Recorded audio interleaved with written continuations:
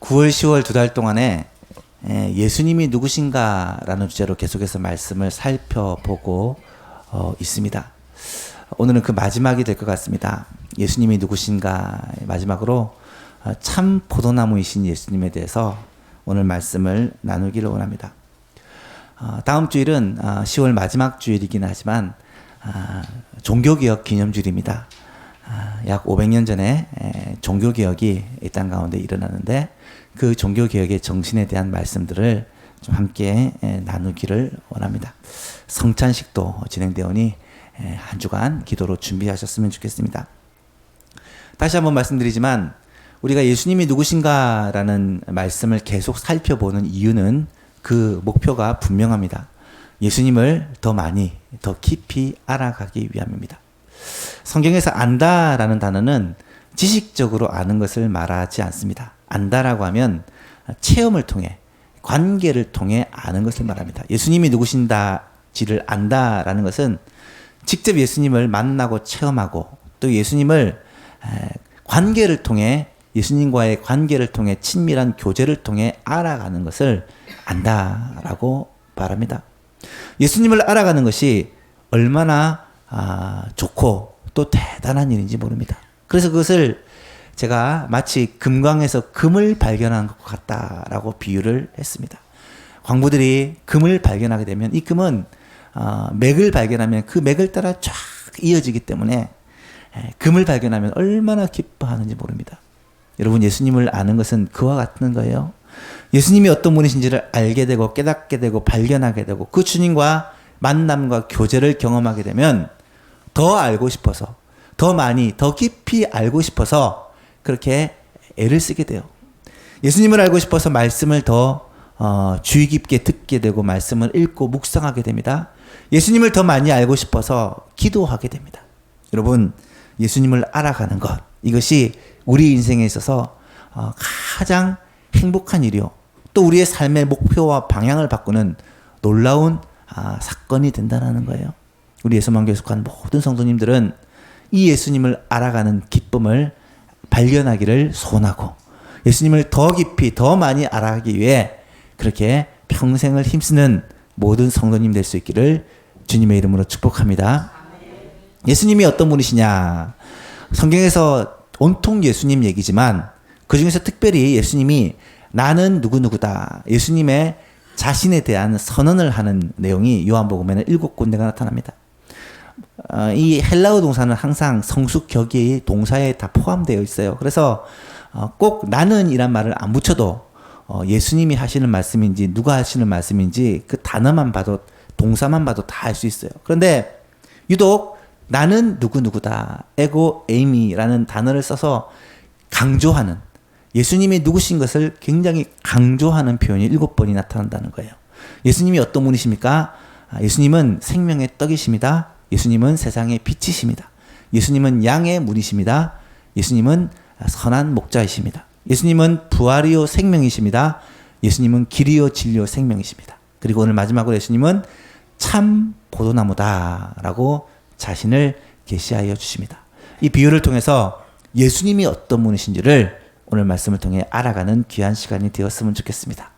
첫 번째로, 참 포도나무이신 예수님은 우리의 생명의 근원이 되십니다. 오늘 찬양을 들으면서 제 마음에 참 와닿았어요. 예수님은 우리의 포도나무가 되시고 우리는 그 포도나무에 붙은 가지가 된다는 말은 이 예수님의 생명이 우리에게로 오는 것이다 라는 말씀이에요. 하나님의 말씀이 성경을 가리켜 흔히 뭐라고 표현합니까? 생명의 양식이다, 그렇게 말합니다. 성경이 생명의 양식이라는 말은 우리가 양식을 먹지 않으면, 밥을 먹지 않으면 굶어 죽는 것처럼 하나님의 말씀을 먹지 않으면 우리의 영이 줄이게 되어지고 결국은 죽게 된다는 말이에요. 우리의 몸이 밥을 먹지 않으면 살 수 없는 것처럼 우리의 영이 말씀을 듣고 읽고 묵상하지 않으면 살 수가 없다는 말입니다. 말씀 없이 살아간다라는 것은 불가능하다는 말이에요. 여러분, 기도를 가리켜 흔히 영적인 호흡이다, 그런 표현을 합니다. 기도가 영적인 호흡이라는 말은 무슨 말입니까? 숨을 쉬지 않으면 살 수 없는 것처럼 기도하지 않으면 살 수 없다는 말이에요. 우리의 영혼이 하나님 앞에 나가 기도하지 않으면 숨을 쉬지 못해 질식하여 죽는 것처럼 우리의 영이 죽는 거예요. 영이 죽는다는 말은 하나님과 만나고 교제하는, 하나님을 만나고 교제하는 그 교제가 끊어진다는 말이고요. 주님과의 관계가 단절된다는 말입니다. 그러면 우리가 몸은 살아있고 아무 문제 없어 보이는 것 같지만 사실은 예수님과의 관계가 단절된, 하나님과의 관계가 단절된 그런 삶을 살아가게 된다는 말입니다. 이 영적인 양식과 영적인 호흡을 눈으로 확인하도록 보여주는 참 좋은 예가 있는데 바로 이것이 오늘 본문에 나타나는 포도나무 비유입니다.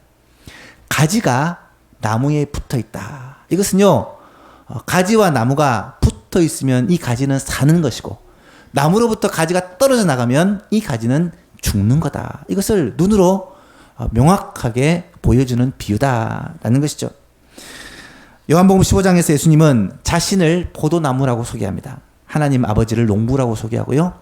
그 포도나무에 붙어있는 가지가 바로 우리들이다 라고 말씀을 합니다. 가지가 포도나무에 붙어있으면 그 가지는 생명을 얻고 살게 되는데 가지가 포도나무로부터 떨어져 나가면 잘려진 가지는 사실 죽을 수밖에 없다. 사실은 죽은 것이다 라는 거죠. 꽃을 좋아하시는 분들은 꽃을 꺾어서 이렇게 집에다가 아름답게 꽂아 놓습니다. 여러분 꽃을 보면 얼마나 예쁜지 몰라요. 그런데 꽃꽂이를 한 그 꽃이 살아있는 꽃입니까? 죽은 꽃입니까? 예. 잠시는 살아있어요. 오아시스에 꽂혀 있기 때문에 잠시는 물을 먹고 사는 것처럼 보이지만 조금만 지나면 그 꽃은 말라 시들어 죽고 맙니다. 왜요? 생명이 없기 때문에. 꽃이 나무에, 꽃이 뿌리에 연결되어 있지 않기 때문에 결국은 죽게 된다라는 말입니다. 아무리 아름다운 꽃도요, 활짝 핀 꽃도요, 생명의 근원에 붙어 있지 않으면 그 꽃은 생명력이 없는 거예요. 죽은 거예요. 마찬가지입니다. 오늘 본문 5절에 보시면 예수님이 이렇게 말씀하세요. 나는 포도나무요, 너희는 가지라. 그가 내 안에, 내가 그 안에 거하면 사람이 열매를 많이 맺나니 나를 떠나서는 너희가 아무것도 할 수 없습니다. 포도나무이신 예수님을 떠나서는 가지된 너희가 아무것도 할 수 없다. 여러분, 나무를 떠난 가지가 무엇을 하겠습니까? 아무것도 할 수 없습니다.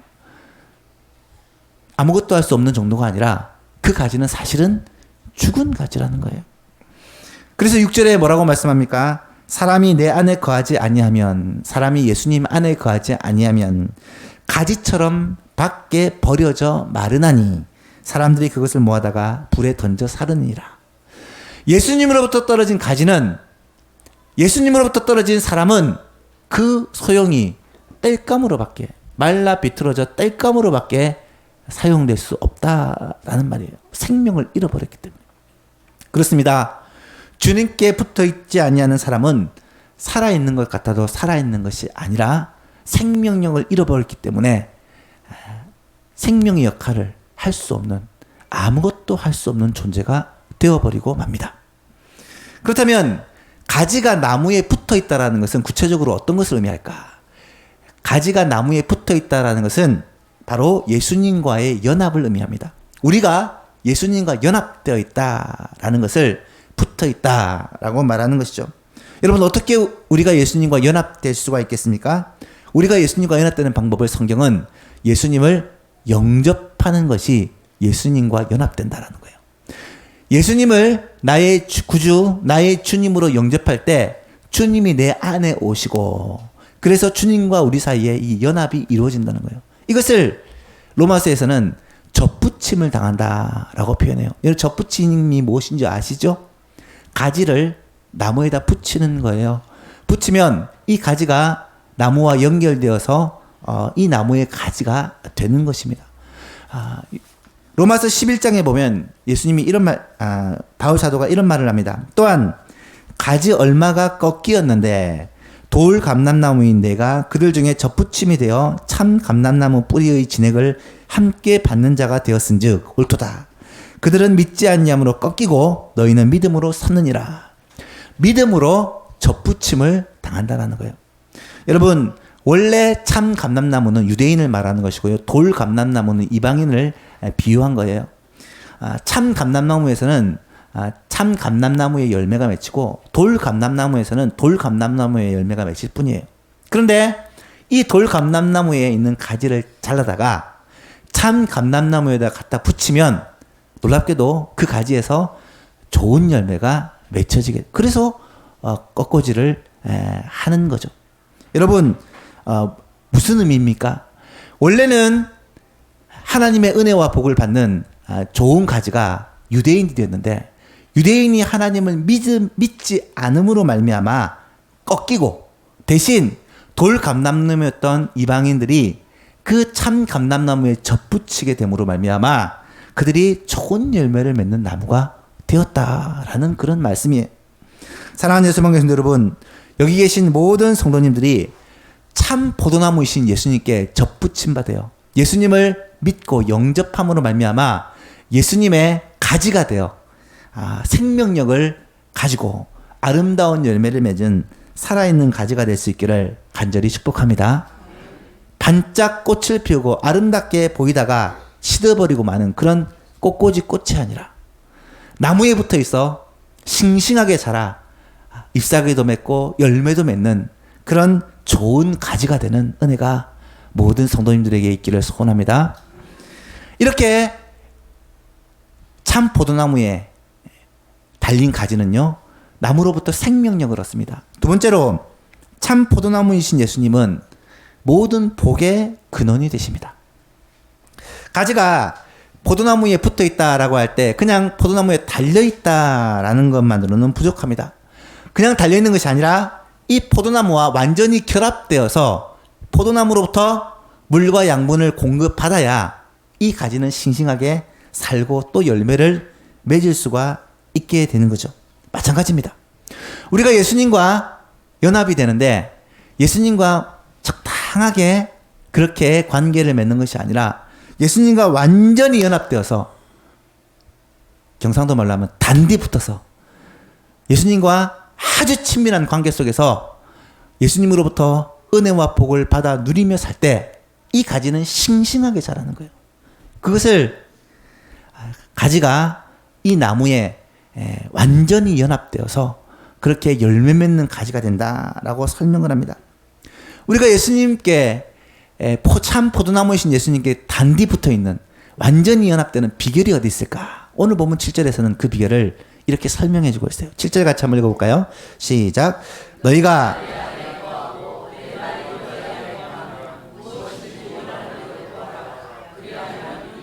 아멘.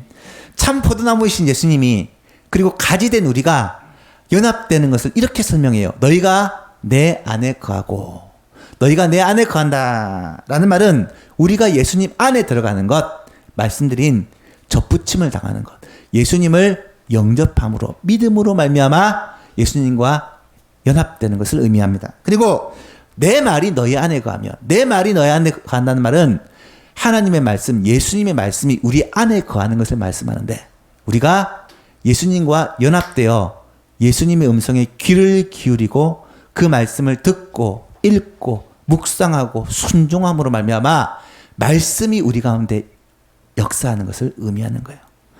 우리가 예수님 안에 들어가고 예수님의 말씀이 우리 가운데 역사하시면 무엇이든지 원하는 대로 구하라. 이것은 뭘 말합니까?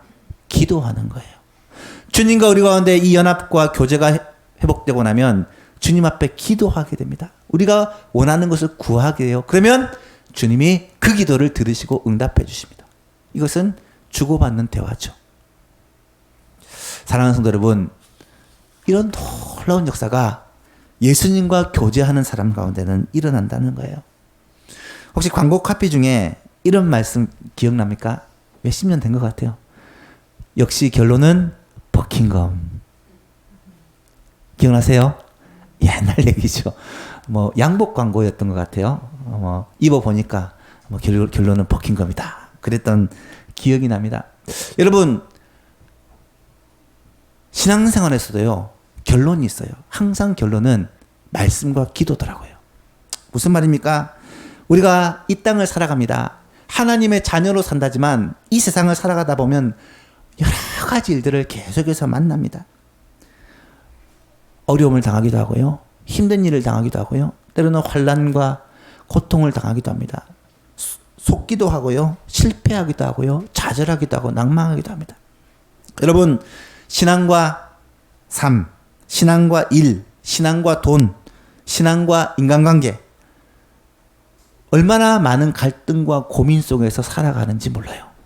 그런데요, 그렇게 고민하고 갈등하고 좌지우지 좌충우돌하면서 살아가지만 다 지나가고 나면 깨닫는 것이 무엇이냐. 결국 말씀과 기도로 주님을 붙드는 것 외에는 방법이 없다라는 것을 알게 됩니다. 지나고 나면 그래, 이 모든 것의 비결은 결국 말씀과 기도로 주님을 붙드는 것이구나 라는 것을 깨닫게 돼요. 그것을 빨리 깨닫게 되는 사람은 비교적 평탄한 길을 걸어가지만 끝까지 깨닫지 못하다가 죽기 전에야 깨닫고 돌아오는 사람들도 상당히 많아요. 사랑하는 성도 여러분, 결론은 버킹엄입니다. 말씀과 기도로 주님과 교제하며 살지 않으면 이 땅에서 하나님의 은혜와 복을 받고 살 수가 없어요. 말씀과 기도는 왜 우리에게 엄청난 무기가 됩니까? 그 이유는 포도나무 대신 예수님께 붙어서 그 예수님으로부터 물과 진액을 공급받고 싱싱하게 자라는 비결이 바로 말씀과 기도이기 때문이에요. 오늘 본문에서 너희가 내 안에 거하고 내 말이 너희 안에 거하면 무엇이든지 원하는 대로 구하라. 그리하면 이루리라. 주님과의 이 친밀한 교제, 주님과의 이 완벽한 교제는 말씀과 기도를 통해 이루어진다라는 말씀이에요. 사랑하는 여러분, 말씀과 기도를 통해 주님과 깊이 교제하는 저 여러분 되시기를 간절히 바랍니다. 날마다 주님을 만나고 날마다 주님을 말씀을 통해 기도를 통해 경험하는 저희들이 되었으면 좋겠어요. 여러분, 기도가 그렇잖아요. 기도할 때 처음에는 어떻게 기도합니까? 내가 원하는 것, 내 욕심, 내 계획, 내 뜻을 가지고 하나님께 기도합니다. 처음에는 하나님 이거 주셔야 됩니다. 꼭 주셔야 돼요. 하나님 언제까지 이걸 꼭 주셔야 됩니다. 안 주시면 안 됩니다. 안 주시면 하나님 손해예요. 그렇게 기도하잖아요. 협박하면서. 그런데 하나님께 그렇게 간절히 기도하다 보면 어떤 일이 벌어집니까? 하나님의 말씀에 귀를 기울이게 되고 하나님의 뜻을 깨닫게 되면 우리가 하나님 앞에 굴복하는 일들이 벌어집니다. 처음에는 하나님의 뜻과 내 뜻이 맞섰지만 어느 순간 주님의 뜻과 내 뜻이 일치하는 것을 경험합니다. 하나님의 뜻이 바뀝니까? 아니죠. 내 생각이 바뀌는 거예요. 하나님은 기도를 통해 나를 변화시키시고 나를 변화시키심으로 우리의 가정도 바꾸시고 우리의 직장도 바꾸시고 우리 주위의 사람들도 변화시켜 갑니다. 내가 회복됨으로 말미암아 환경과 상황도 바뀌는 그런 복을 우리에게 주신다는 거예요. 여러분, 그것이 주님과의 교제를 통해 일어나는 놀라운 역사입니다. 사랑하는 성도 여러분, 말씀과 기도로 주님과의 관계를 세워가는 저와 여러분 되시기를 바랍니다. 날마다 주님과 만나야 돼요. 말씀을 통해, 기도를 통해. 제일 좋은 게 언제겠습니까? 새벽이에요. 워낙 바쁜 삶이기 때문에 중간에 시간을 내기가 쉽지 않아요. 그래서 가능하면 조금 먼저 일어나서 새벽에 하나님을 만나는 거예요. 환경이 허락한다면 교회에 와서 새벽 기도 시간에 주님을 만나는 거예요. 말씀을 읽고 듣고 묵상하고 주님 앞에 기도하는 거예요. 제가 여러 번 말씀드리지만 제가 새벽에 나오면 제일 먼저 하는 기도가 항상 똑같아요. 아버지, 일천이 왔습니다. 아버지 보고 싶어서 왔습니다. 오늘도 나를 만나주시고 내게 하나님이 예비하신 은혜와 충만한 복을 허락해 주십시오. 그렇게 기도를 시작합니다. 그러면 정말 주님이 나를 기다렸다는 듯이 내 마음을 주님께서 붙잡으시고 사로잡아 주시고 함께 하신다는 확신을 주십니다. 사랑하는 여러분, 날마다 말씀과 기도로 주님을 만나는 여러분 될 수 있기를 축복합니다.